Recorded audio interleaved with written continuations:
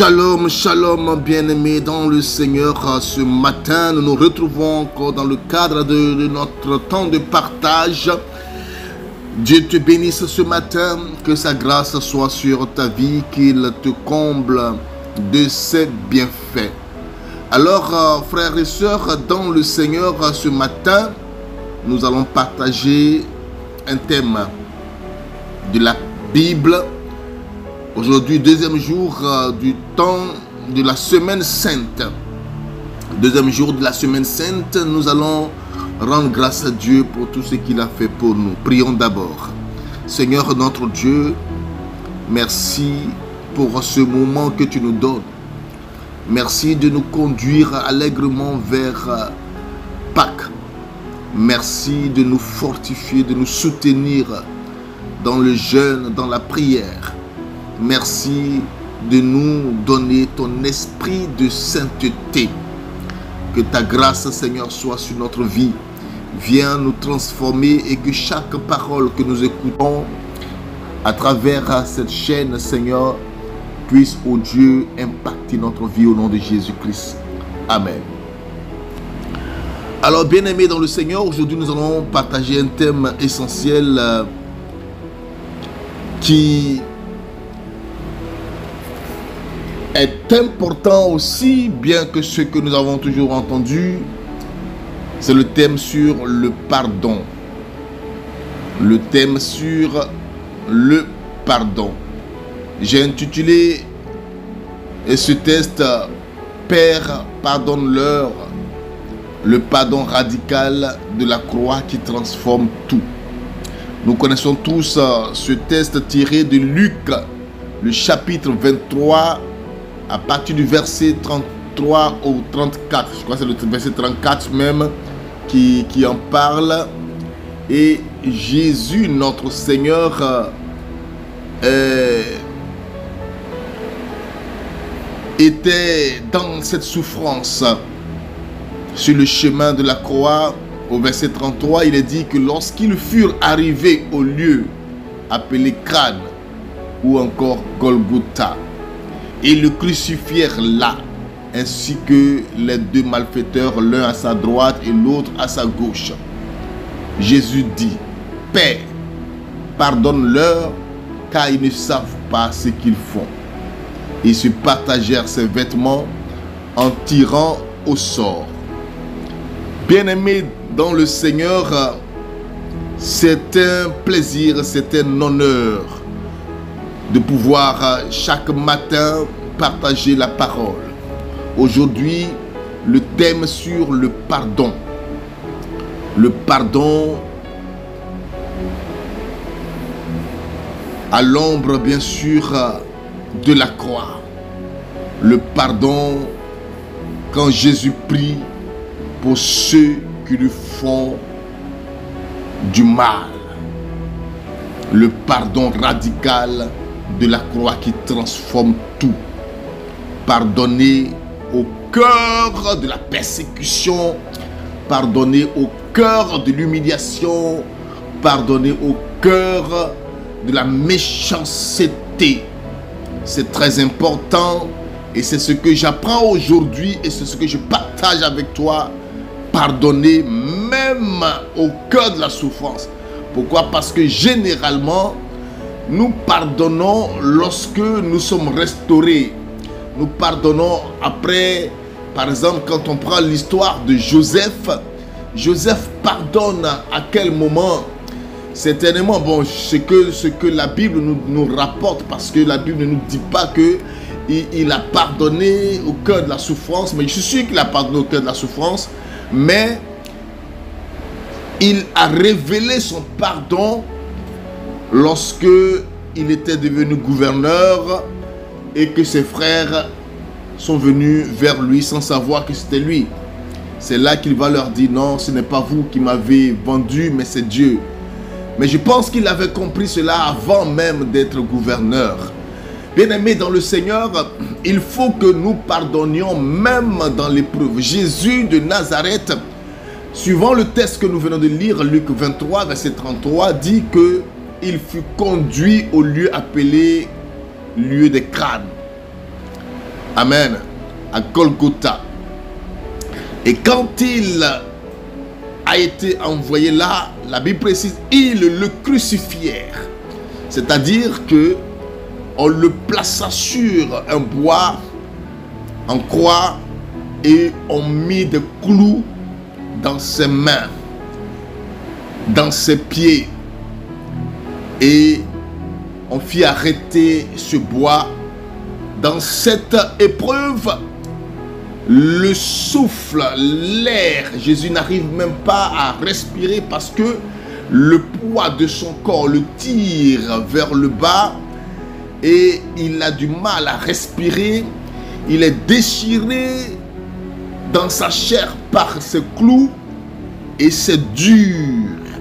C'est dans cette position que Jésus va prier pour ses bourreaux. Père, pardonne-leur, car ils ne savent pas ce qu'ils font. Mais bien plus, ils vont se partager ses vêtements.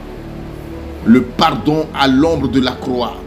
Le pardon dans la croix, dans le désert. Le pardon au milieu du feu, au milieu des braises. Le pardon quand l'ennemi est en train de te massacrer sans même reconnaître qu'il est en train de pécher contre toi, sans reconnaître son tort. Pardonner sans entendre le pardon de celui qui te persécute. Jésus prie pour ceux qui lui ont fait du mal. Ici, bien-aimés dans le Seigneur, alors que notre Seigneur Jésus-Christ souffre atrocement, cloué à la croix, rejeté, humilié, Jésus prononce les mots que l'homme naturel ne peut pas comprendre. Oui, l'homme naturel, parce que dans le raisonnement humain, c'est pas possible. Quand l'homme n'a pas encore reconnu son tort, on ne peut pas lui pardonner. Mais tu voulais que je pardonne, lui-même il ne reconnaît même pas qu'il m'a fait du mal. Et il ne veut même pas demander pardon. Et quand tu demandes pardon, au moins, je peux te pardonner, mais il ne demande même pas pardon. Et vous voulez que je pardonne. Ça, c'est le raisonnement des hommes. Mais Jésus ne regarde pas, il n'attend pas cela et il pardonne. Père, pardonne-le. Pardonne-le. Dans la souffrance, quand tu pardonnes, le pardon est réel. Quand tu es restauré avant de pardonner, ce n'est pas mauvais, mais on pourrait dire que c'est parce que tu es restauré. La restauration te fait oublier un peu les maîtres sûrs. Mais écoute-moi, bien-aimé dans le Seigneur, il faut pardonner même quand on est dans la souffrance. Bien-aimé dans le Seigneur. Dans ce cri de Jésus, il ne demande ni justice. Notre Seigneur ne demande pas la justice. Parce que quand on est en train de souffrir, qu'est-ce qu'on demande? Seigneur, fais-moi justice. Le monde est contre moi. Fais-moi justice. Seigneur, lève-toi et défends ma cause. C'est pas ça? C'est comme cela que nous prions. Ce n'est pas mauvais de prier comme ça. Mais un enfant de Dieu aussi doit pouvoir entrer en lui pour dire Seigneur, laisse tomber. On laisse tomber, on oublie cet épisode de la vie. Oui, oublions ça. Jésus-Christ de Nazareth n'attend pas le pardon de quelqu'un. Il n'attend pas. Il ne demande même pas la vengeance. Même pas la grâce. La grâce c'est quoi? C'est-à-dire, bon Seigneur, pardonne-le, mais moi, délivre-moi. Délivre-moi Seigneur, sors-moi de cette situation. Non, il ne demande pas à sortir de la situation. Mais il regarde les bourreaux et les bourreaux lui font pitié. Frère, écoute-moi. Est-ce que tu as déjà eu de la compassion pour ceux qui te font du mal? En réalité, si Jésus intercède pour eux, c'est que c'est eux qui étaient malheureux à cette époque. Jésus n'était pas malheureux. Dans sa souffrance, il n'était pas malheureux, mais les malheureux, c'était eux. Donc ce pardon est le cœur battant de la croix. Le cœur battant de la croix. Il est le sommet de l'amour divin. Dans l'épreuve d'implorer la miséricorde de Dieu pour tes bourreaux, c'est que tu es au sommet de l'amour divin. L'exemple ultime pour tous ceux qui veulent marcher à la suite du Christ.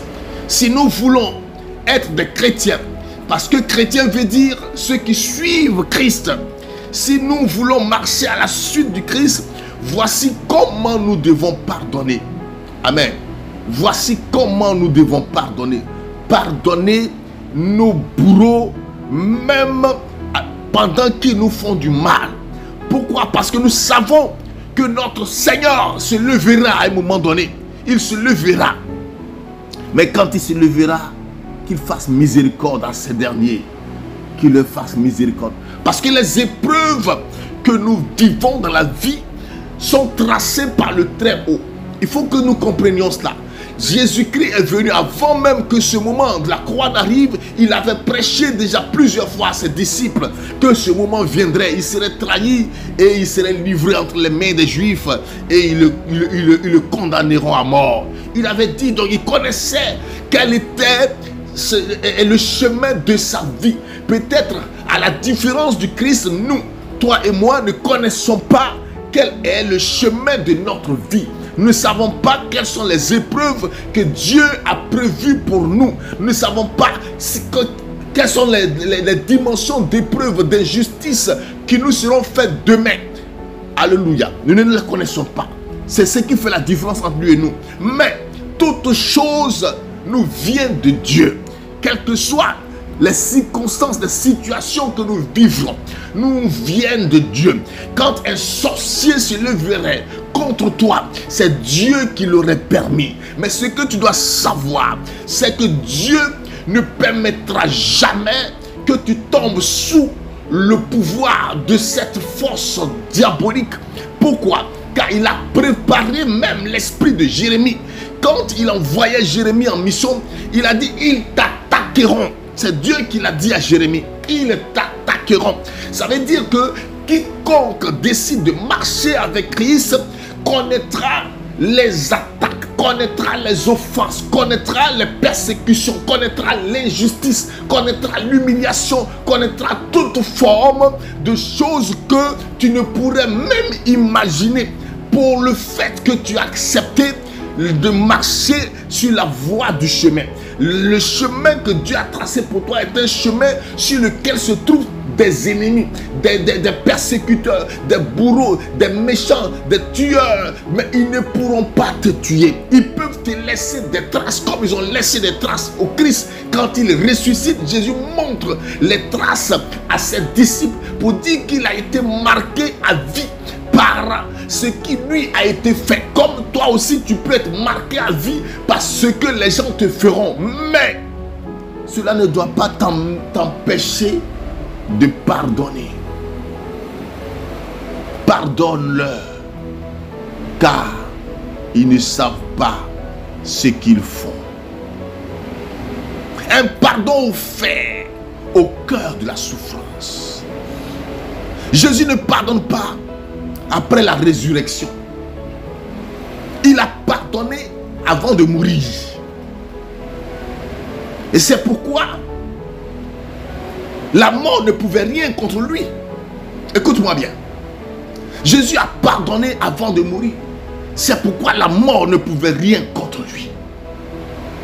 Et je suis sûr que Joseph aussi avait pardonné, certainement dans la prison.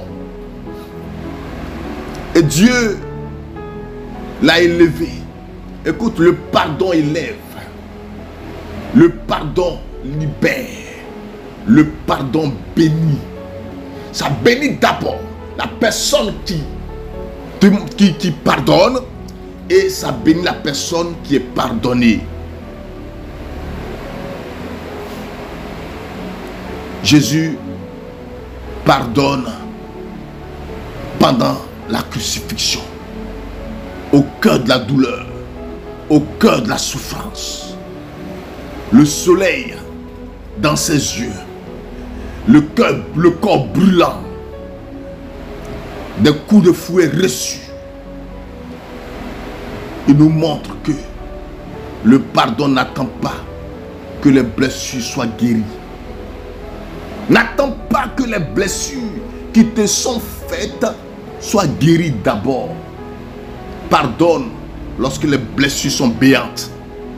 Pardonne lorsque les blessures sont ouvertes. Pardonne. Pardonne et passe à autre chose. Pardonne et passe à autre chose.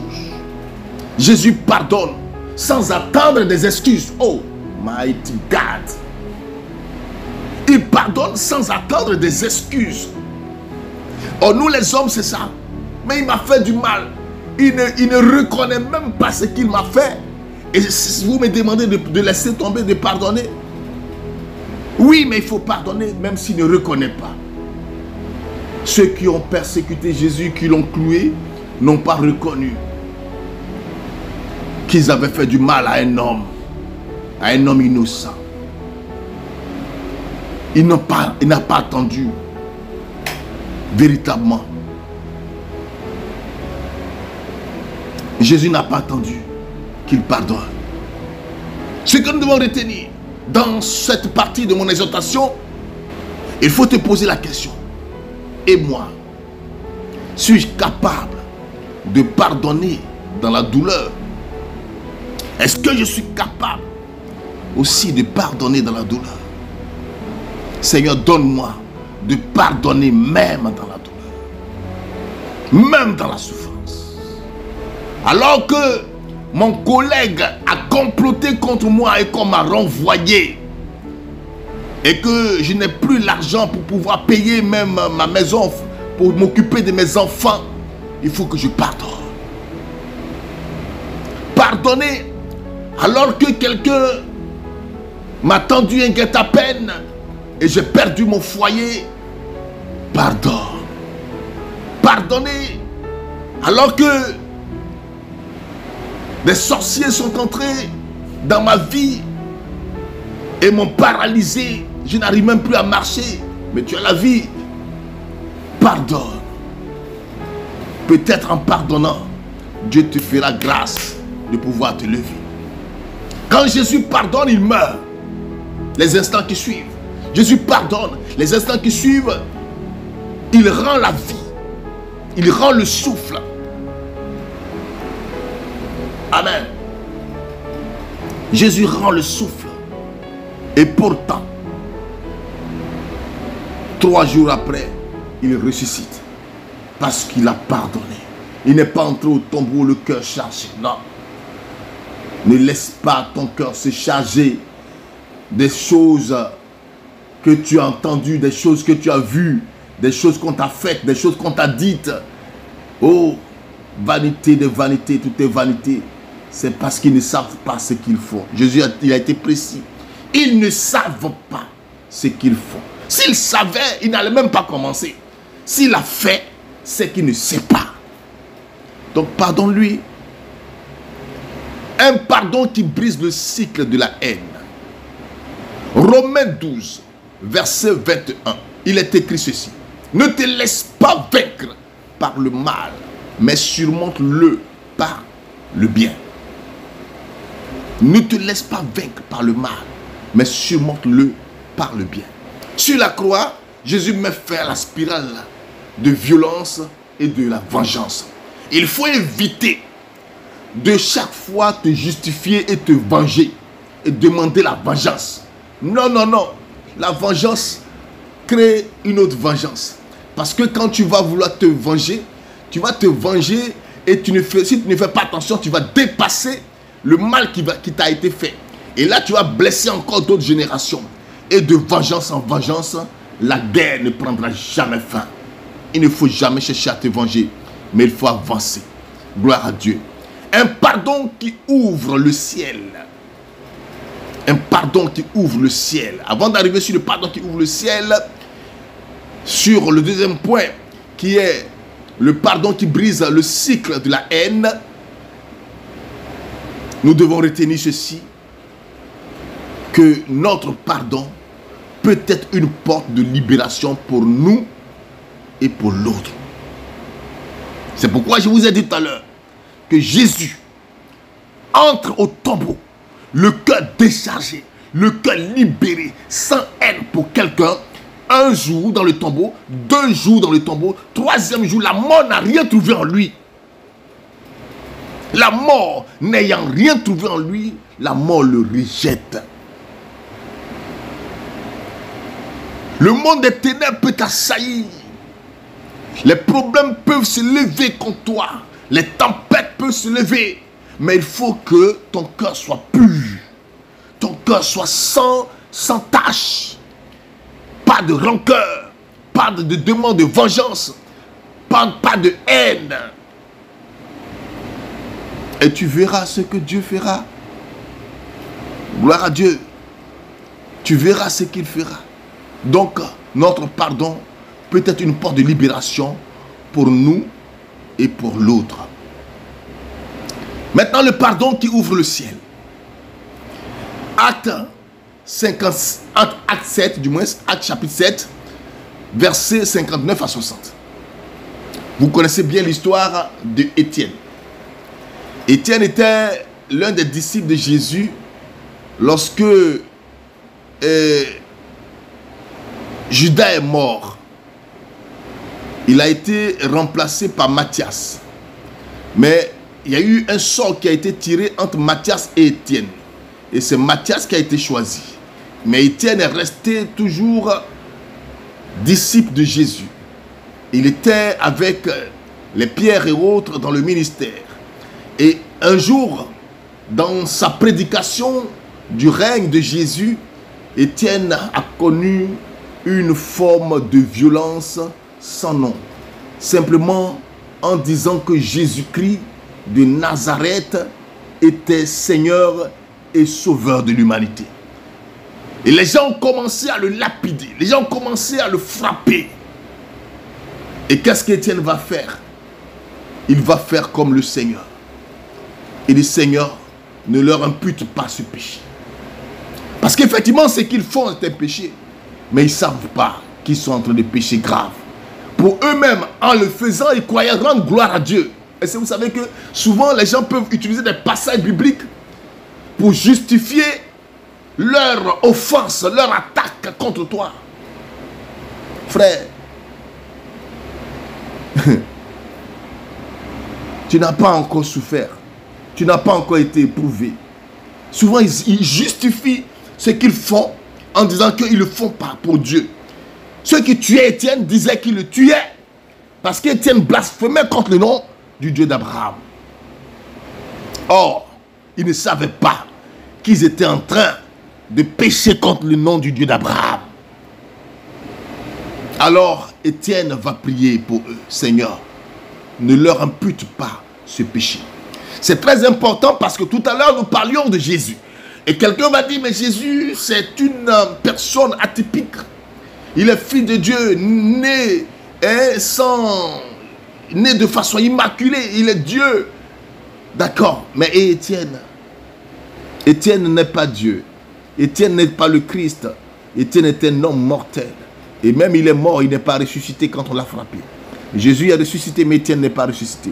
Seulement, c'est que Étienne, quand il a prié, qu'il a demandé pardon pour ses bourreaux, la Bible dit, il a levé les yeux et il a vu le ciel ouvert. Il a vu le Fils de Dieu assis sur son trône. Alléluia. Il dit, je vois le Fils de Dieu assis sur son trône. Il ne ressentait plus les douleurs des cailloux qu'on jetait sur lui. Mais il était émerveillé par cette grande vision qu'il voyait. Et il était pressé à y aller. Colossiens chapitre 3, 13 dit, supportez-vous les uns les autres.